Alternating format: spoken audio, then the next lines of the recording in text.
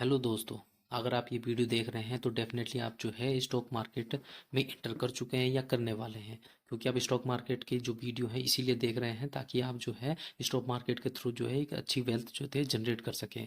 और stock market में अगर आपको अच्छी वेल्थ जनरेट करनी है तो उसके लिए जो है आपको स्टॉक मार्केट की बारीकियाँ पता होनी चाहिए। जैसे कि इसके जो फंडामेंटल एनालिसिस करना होता है किसी भी स्टॉक के बारे में, टेक्निकल एनालिसिस है ना। या किसी भी स्टॉक के बारे में आप कैसे पता कर सकते हैं कि वो स्टॉक आपको सही रेट पे मिल रहा है नहीं मिल रहा है, कहीं वो महंगे भाव पे तो नहीं मिल रहा है या सस्ते रेट पे मिल रहा है ना। या कोई भी स्टॉक जो है वो आगे लॉन्ग टर्म तक आगे जाएगा, आपको वेल्थ बना के देगा या नहीं देगा। ये सब चीज़ें हमारे इस चीज़ पे डिपेंड करती हैं कि आपको उसका फंडामेंटल एनालिसिस, टेक्निकल एनालिसिस वगैरह आना चाहिए। ठीक है ना। तो ये सब चीज़ के लिए मैं आपको आज बताने वाला हूँ। यहाँ पे एक ऐसा स्टॉक है जो कि फंडामेंटली बहुत ही स्ट्रॉन्ग है, पैनी स्टॉक है, लेकिन फंडामेंटल उसके बहुत ही अच्छे हैं। मैं ये एजुकेशन पर्पज से आपको बना के दे रहा हूँ, जिसमें कि आप जो है ये चीज़ चेक करेंगे कि किसी भी कंपनी को सिलेक्ट करते वक्त क्या चीज़ें चेक करनी चाहिए, है ना। और उसमें क्या चीज़ें देखनी चाहिए कि कंपनी आपको आगे वेल्थ बना के दे सकती है। तो इसके लिए जो है इस वीडियो को आप पूरा देखिएगा एंड तक, और इसमें जो है जिस कंपनी के बारे में आपको बताने वाला हूँ डेफिनेटली आपको प्रॉफिट बना के देगी। तो चलिए फिर हम कंपनी के बारे में शुरू करते हैं। ये कंपनी जो होती है वो पैकेजिंग इंडस्ट्री में है, जो कि हमारे कोरुगेटेड बॉक्सेस, लाइनर, शीट और क्राफ्ट रोल्स वगैरह बनाती है। ठीक है ना। ये जो है 1995 में जो होती है इनकॉर्पोरेट हुई थी ये कंपनी। और ये इसकी जो क्लाइंट लिस्ट में जो है, इसके जो क्लाइंट लिस्ट में काफ़ी बड़े सेक्टर्स हैं, जैसे मैंने फार्मास्यूटिकल है, लॉजिस्टिक है ना, स्टेशनरी हो गया, टॉय हो गया, गारमेंट्स हो गए और हमारे एफएमसीजी वगैरह, ये सब इसके साथ जुड़े हुए हैं। ठीक है। और ये इसके कुछ प्रोडक्ट है जो कोरुगेटेड बॉक्स, क्राफ्ट रोल्स और कोरुगेटेड लाइनर्स वगैरह हैं जो पैकेजिंग में यूज़ किया जाता है। इस कंपनी में जो है पैकेजिंग इंडस्ट्री जो है ये जो होती है इंडिया की जो होती है फिफ्थ लार्जेस्ट सेक्टर है इंडियन इकोनॉमी का। और इसमें जो है 2019 के हिसाब से इसका जो बिजनेस था वो $50 बिलियन US डॉलर था, जो कि 2025 तक जो है आता है 204.81 बिलियन डॉलर तक पहुंचने का अनुमान है। और 2020 से 2025 तक इसका जो CAGR जो है, जो बढ़ने का जो रेट है, वो लगभग जो है 26.7% तक बताया गया है। यानी इस रेट से ये बढ़ेगा, यानी आने वाले ये 2 साल के अंदर और ज़्यादा। ठीक है। तो जिस कंपनी की हम बात कर रहे हैं इस कंपनी का नाम है अनुरूप पैकेजिंग लिमिटेड। ठीक है। ये पैकेजिंग में जो काफ़ी अच्छी कंपनी है, अभी नई नई है लेकिन बहुत बढ़िया काम कर रही है। इसका मार्केट कैप जो है मात्र 20 करोड़ का है। इसका जो पीई रेशियो है वो 6.31 है। और जबकि इसका जो इंडस्ट्री पी है वो है 20.25, यानी कि अपने इंडस्ट्री पी से कितने सस्ते वैल्यूएशन पे मिल रही है, ये चीज़ इस चीज़ को शो करता है। ठीक है ना, पी रेशियो। ठीक। और डेप्ट टू इक्विटी इसका है 0.32, यानी कि डेप्ट की वजह से जो है कंपनी के फेल होने के चांसेस जो है ना के बराबर है। और ये हमेशा जो है एक के नीचे रहना चाहिए। यहाँ पे 0.32 है तो लगभग बहुत बढ़िया है यहाँ पे। ठीक है ना।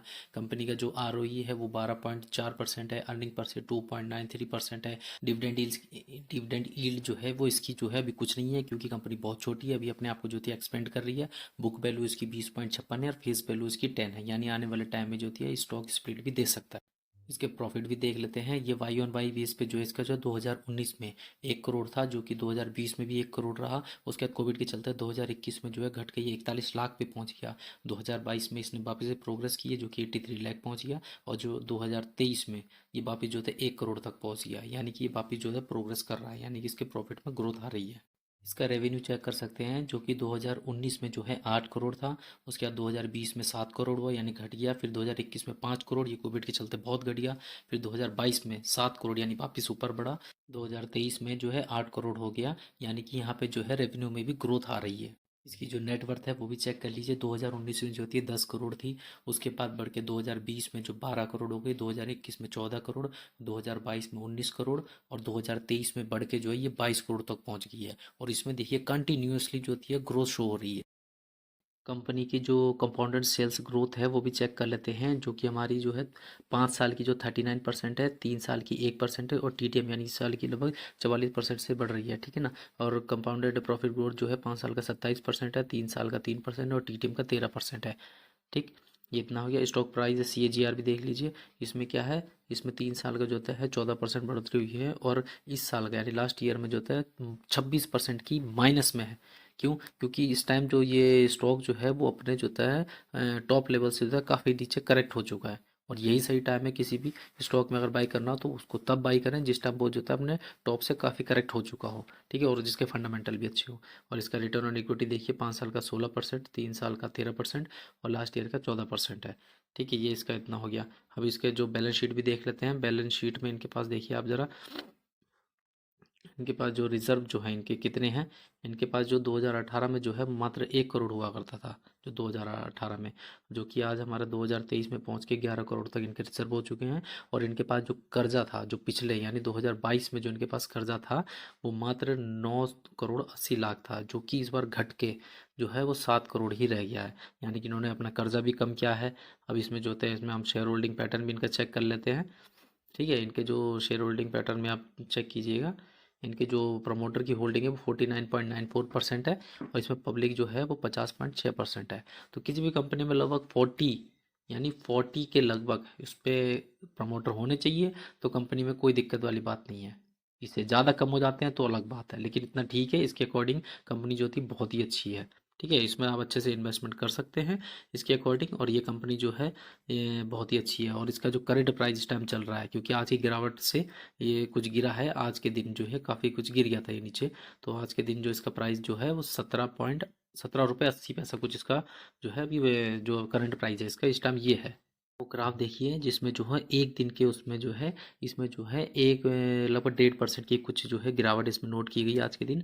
और एक महीने के चार्ट में अगर आप देखते हैं उसमें लगभग 1.5% की जो है कुछ बढ़ोतरी थी। एक साल के हिसाब से अगर आप देखते हैं तो ये जो है लगभग 30% के हिसाब से जो होता है निगेटिव रिटर्न दे रहा है। ठीक है ना, क्योंकि ये अपने टॉप से जो होता है करेक्ट हो रहा है। और 5 साल के हिसाब से अगर आप देखते हैं तो ये देखिए आप ज़रा, ये अभी कहाँ पे है, अपने टॉप से कितना ज़्यादा करेक्ट हो चुका है ये नोटिस कीजिए आप ज़रा। ये इस टॉप से देखिए यहाँ तक, और यहाँ तक, यहाँ पहुँच चुका है नीचे, ये पहुँच चुका है आपका यहाँ तक। तो यही सही टाइम होता है किसी भी स्टॉक को बाय करने का, क्योंकि यहाँ से जो ये दोबारा ऊपर के लिए जाएगा तो ये नया हाई बनाएगा। ठीक है ना, तो ये इसका ऑल टाइम भी इसका यही है। ठीक है, ये है बना हुआ इसका। तो इसमें अगर आप इस टाइम पे करते हैं, थोड़ा थोड़ा करके कीजिए, और ये भी नहीं कि मेरे कहने पे कीजिए, अपनी इसमें एक बार खुद की रिसर्च जरूर कीजिएगा और उसके बाद ही इसमें जो है कोई इन्वेस्टमेंट कीजिएगा। क्योंकि मैं कोई सेबी रजिस्टर्ड इन्वेस्टर एडवाइज़र नहीं हूँ, और मेरे कहने से ही एकदम मत करिएगा कि मैंने बोला कर दिया। अपना खुद की रिसर्च कीजिएगा, और ऐसी और भी शानदार वीडियो पाने के लिए जो है इस चैनल को सब्सक्राइब करें, लाइक